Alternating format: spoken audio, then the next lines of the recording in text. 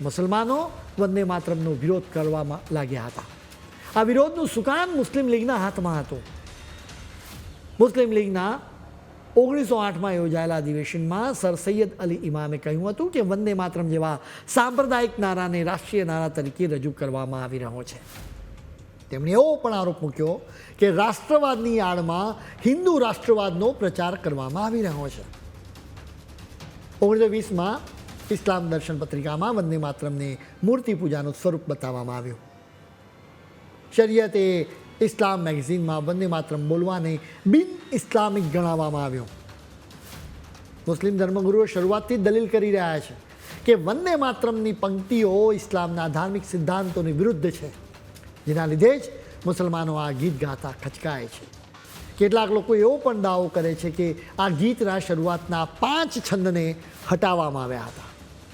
આ છંદને જોવાથી સ્પષ્ટ થાય છે કે આ ગીત હિન્દુ દેવી દુર્ગા માતાની સ્તુતિમાં ગાવામાં આવ્યો હતો. આપણો દેશ અખંડ ભારત હતો. જોકે પહેલાં મુગલો અને બાદમાં અંગ્રેજોએ ભારતને અનેક ટુકડાઓમાં વહેંચી દીધો હતો. આ ટુકડાઓને દેશદાસની માળામાં પરોવવાનું કામ વંદે માતરમે કર્યું. એટલે જ અનેક રાષ્ટ્રવાદી નેતાઓ કહે છે કે સાચો દેશભક્ત વંદે માતરમનો વિરોધ ન કરી શકે. આપણા પ્રાચીન ગ્રંથોમાં ભારતને માતૃભૂમિનો દરજ્જો આપવામાં આવ્યો હતો. ગુલામીના કાળખંડમાં ભારતીયોએ ભૂલી ગયા હતા. આનંદમઠથી લોકોને એની યાદ અપાવવામાં આવી. લાલ, બાલ અને પાલની ત્રિપુટીનો વંદે માતરમની સાથે ખાસ નાતો રહ્યો હતો. બિપિનચંદ્ર પાલે અંગ્રેજીમાં વંદે માતરમ નામથી અખબાર શરૂ કર્યું હતું. લાલા લજપતરાયે લાહોરમાં વંદે માતરમ જર્નલની શરૂઆત કરી હતી. લોકમાન્ય બાળ ગંગાધર તિલકે શિવાજીની સમાધિ પર તોરણ પર વંદે માતરમ લખાવ્યું હતું. મુસ્લિમ લીગ સતત આરોપ મૂકતી હતી કે કોંગ્રેસ મુસલમાનો પર દેવી દેવતાઓની પૂજા લાદી રહી છે, જો કે તેમના માટે મૂર્તિ પૂજા હરામ છે.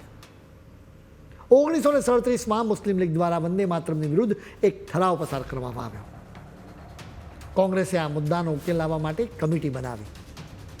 આ કમિટીમાં રવિન્દ્રનાથ ટાગોર, સુભાષચંદ્ર બોઝ, અબ્દુલ કલામ અને પંડિત નહેરુ સામેલ હતા. એ સમયે નહેરુએ ટાગોરને એક પત્ર લખ્યો, જેમાં લખવામાં આવ્યું કે મને લાગે છે કે વંદે માતરમના બેકગ્રાઉન્ડના લીધે જ મુસલમાનોને તકલીફ થઈ રહી છે.